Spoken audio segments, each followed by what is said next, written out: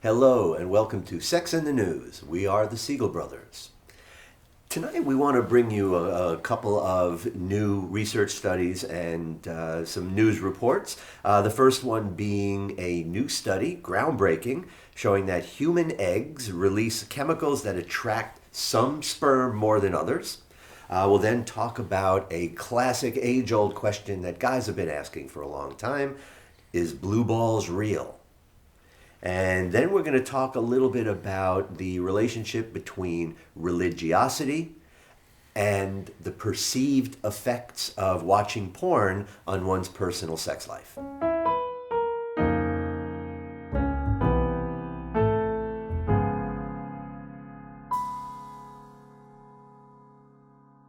So, welcome back, my brother. Welcome to you. Good to be back with you. Indeed. Thank you for joining us. And as usual, we'd like you to hit that subscribe button, hit the notification button so you know when a new episode is going to be coming out. And we would love to hear from you. So feedback, questions, comments, please send them our way. Let us know, of course. Now, to start this evening with a proud announcement. Indeed. That, we just saw this today from verywellmind.com. Modern Sex Therapy Institutes has been rated best sex therapy certification program overall in the country. We're extremely proud and very grateful to Elizabeth Boski. Indeed. Congratulations, you, my brother, and Rachel and Joe. Again, just continuing to do some of the best work out there. Extremely proud. Indeed, as you should be. We had a study a couple weeks ago on Sex in the News about sperm up to shenanigans. Yes. With releasing chemicals to hoodwink other sperm. Now we have a study showing that eggs do some similar games, releasing chemicals to attract or not attract sperm. Yeah, more. It's more of an attraction thing. Now, so we don't know what ultimately this means. But this really is a breakthrough because nothing like this has ever been seen in any animal species before. So this was really, really big. What they found was there seems to be something in that follicular fluid. Some of you may know that the egg, right, the ovum that women release, is a follicle, kind of the shell. We call it a follicle, and it's sort of encapsulated in fluid. Are we allowed to say that anymore? Can we say encapsulated? Your follicular fluid smells lovely this evening. Well, if you want to get smacked, right? That's just a little too intimate these days. But there seems to be something about that fluid that surrounds the egg, that there's some chemical component that seems to attract some sperm. Right? Now, this just continues to get, I'm sorry to cut you off, continues to get more and more fascinating the more we learn about the role that there's different sperm with different jobs, like a football team. Some are blockers. Some are early jumpers, some hold back. And like any guy, some sperm will try to impregnate any cell in a skirt. The wall of the tube. You're right. So it's almost like these cells have personality and intention, right? And that to me is one of the most fascinating things about all of this. Now, which is really more likely to be just chemical interactions and protein markers and genes and. But isn't that what thoughts are and what feelings are? Well, as a result. Yeah. Right? Pretty amazing. So, the implication for this that I find so important is that when we look at the number of infertile couples and the couples who are not able to conceive, about a third of these couples, there's just absolutely no explanation for why. 2/3, they can figure out why conception is not happening. But for about, a little over 30% of these infertile couples, they have no idea. This may be a clue as to why a lot of these couples cannot conceive. I'm sorry, darling, my eggs don't like your sperm. And you know what? There really is, all joking aside, there seems to be something to that it may be this chemical compatibility between the certain sperm and the egg. Right? So Just, again, one of those things we'll have to see how it plays out, what it ultimately means. Yeah. Right? This next story is about perhaps the oldest myth of all. Mm-hmm. And guys always get pissed when we bust this myth. Right. But sorry, fellas, there's no such thing as blue balls. Yeah. It's, But see, now, no, but it has to be real now because they have fancy words for it. oh, They have a real name for it now. Right. So it must be real. All right. If there's a medical term for it, doesn't that legitimize it? Once we medicalize something, it what's becomes next? real. An acronym? Yeah. Right. So, pretty much. Okay. Right. Is So- blue balls real? Kinda, but you'll be okay, we promise. Yeah. Right. For centuries, men have bemoaned the scourge of blue balls, but is it actually a thing? The answer is complicated. Right. Well, again, what this article is really about is the fact that they came up with a fancy name for it, which then, of course, makes it true. The fancy name. And again, it will lend itself to an acronym, right? Epididymal hypertension. How long before it's going to be EHT? Sounds dreadful. It does. Right. It does. Right. Now, again, to be, like for years, guys have been saying they've experienced this. And this is a continuation. There's no proof. There's no evidence. This has not been found. You will still not find any of this terminology anywhere in any medical or urological literature. Right. I still think that most of what this epididymal hypertension, the old blue balls is again, we know that this is a classic way that guys have gotten over on women. Right. It's definitely a play. It's a way for a guy to tell a woman, look what you've done because you're so beautiful. Now it's out of my hands. You turn me on. You have to have intercourse with me because otherwise I'll get blue balls and they'll explode. I'll drop like empty clothes. They won't be able to get the lid on the coffin at the funeral. Everybody will be pointing at you. They'll know that you killed me. So sorry, you have to have sex with me now. That's right. But look, even though we usually associate it with good feelings, sexual tension is like any other tension. Yeah. And tension seeks to be released. Mm-hmm. So if tension is building and then something is interrupted, of course, there's gonna be symptoms of tension unresolved. Right? But is it that once the fluids start moving, they start backing up and things swell and explode? Absolutely not. Of course not. Absolutely not. And any guy out there knows that. Of course. You know that the vast majority of erections you get have nothing to do with getting off. Is there a cure for blue balls? Yeah, go in the bathroom and toss one off. Or, blue ball's over. Just wait a few minutes. Right. Just wait a few minutes. That's really all you have to do. What goes up does come down. And this old script, again, priapism isn't really a part of this. Right. I was going to say, those Viagra commercial not warnings a part of this. are not a joke.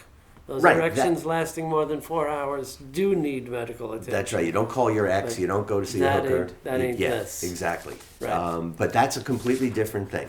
This is really just, I really want it. And again, like you said, that general full body tension that comes with arousal. But you know what? It'll go away. I promise. Yeah. Right? Leave it alone. Don't worry about it. This is like a little comical. Some evidence that prolonged sexual attraction leading to a stiffy that won't go down can cause some of the oxygen in your blood to be absorbed and can leave the blood with a bluish hue. Which, and again, when I first read that, nonsense. I'm just going to call bullshit on that. Of course, it's nonsense. And the fact that this was basically said by a urologist at Cornell Medical College just goes to show you that a lot of urologists can be full of shit. Yeah. But no, that's absolutely false. What he's talking about is something that will be prolonged. He's talking about priapism. And you're talking about an erection that's minimum of 4 hours. If you were turned on, that's not what we're talking about with blue balls. Remember why that's dangerous. Because blood that stops moving clots. And guys do not want a penis full of clotted blood. Right. So is blue balls real? No. The priapism tension is real. Yes, priapism is, but again, we can't conflate those two. Right. Those are really separate issues. And our last piece? Another one of those things that we've known for a while and have been talking about for a long time as well, but we now have more research to back up what we say. This is a study from the German Health and Sexuality Survey. Right. It was published this past week in the Journal of Sex Research. Called Religiosity, Perceived Effects of Pornography Use on Personal Sex Life and Moral Incongruence. Right. That last bit, those last two words, are really the key to all of this. Right? Now, the absolute foundation of all of this anti-porn stuff, governors of states like Utah, and there's a couple of other states where they've done that, declaring porn to be the #1 public health crisis in the United States. Wow. Right? Nice to know that we got cancer beat, no more AIDS. We got all of these COVID infections, metabolic syndrome. Public health crisis. It's gone. Well, in Florida, our governors declared it erased. Right? So we're all good here. But, all of this nonsense about porn, we have been decrying this for a while, that this is really not about health. This is not even about sex. This is about this sort of disconnect with their sense of morality. This is about guilt. Right? Right. We've religious known for a guilt. long time, and many of our colleagues and friends who've been doing research, scientific, valid, peer-reviewed research, not this crap you see on websites like not just an assertion. Your brain on porn or NoFap or these other completely non-scientific propaganda websites. And what they have confirmed, like Larry said, what a lot of us have known for years now, is that the major contributors to self-diagnosed or partner-diagnosed sex or porn addiction are religious guilt, and that the most typical demographic are white, middle-aged men. And it's skewing younger too, but it's still that kind of white for sure, male but very conservative. Sort of thing. You do not see a lot of sex addiction in communities of color. No. You just don't. No. And probably for very good reason, because there's much less guilt about enjoying sex. Right. And again, what this sort of quantifies is also that idea that when you look at not only these labels and these terms, sex addiction or porn addiction, but also this perception by a lot of these guys that they're watching porn regardless of how much. And we've heard guys who are basically watching porn, and we've got to always be honest about what people do with porn. They're masturbating. Right? Sometimes several times a day. But we've also seen exactly the same kind of syndrome in guys that maybe masturbate once a month, but they're just as racked with that guilt. They're panicked that they have an addiction, and they're out of control because they touch themselves once a month. Right. Or as a result of doing that, they can't get an erection with a partner, and it's that porn-induced sexual dysfunction. Another All disease must be real because it has an acronym. Right. All of these things come back to this one very simple point, and they are related not to how much porn somebody watches, not to what kind of porn somebody watches, but just how high is their degree of religiosity. Yeah. The higher their religiosity, the more negative this self-perception becomes. The survey measure of this German research team explored self-perceived impact of porn use on the personal sex life of these participants. So, like almost 62% of people in the survey reported no impact of pornography. Which is, again, that's a population reflection. Women were characterized by significantly higher odds of reporting positive impact on their personal lives, while men had much higher odds of reporting negative or mixed impact on their personal lives. Right. And the factor that most of these guys are just driving these negative effects of porn is their own guilt. This is an internal thing, right? So if, you'll also find that not only do people with higher degrees of religiosity have the most of that negative perception, but when you look at people that have higher levels of sexual comfort, you don't get any of that stuff. Right? So high religiosity, very low sexual comfort and knowledge.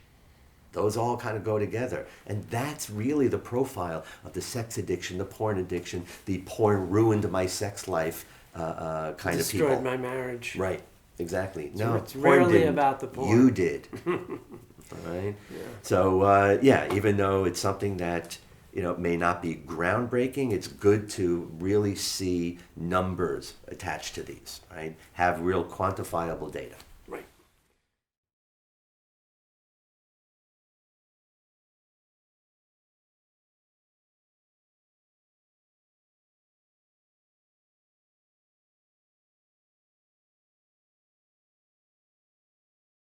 All right, and to end, we'd like to wrap up Sex in the News with our favorite little piece called Poetic Justice. Indeed. Our weekly opportunity to call out a little hypocrisy wherever we can.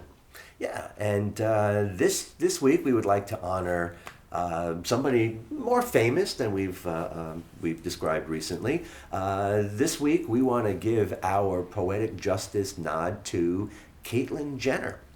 Right? I have to say, there was a lot of things that did change about her when she did go through this transition. Unfortunately, her brain did not transition into something more intelligent. You mean being an asshole doesn't have to do with gender? No, I know. Both, males, females, and pretty much everybody anywhere on that spectrum has and is an asshole at times. So yeah, Caitlyn's no different. So what gives her this honor this week? She's very, very adamant and has been pretty vocal about being opposed to trans women, trans girls, being able to participate in girls' and women's sports. And the reason that she gives is because it's so unfair that men have such an unfair advantage.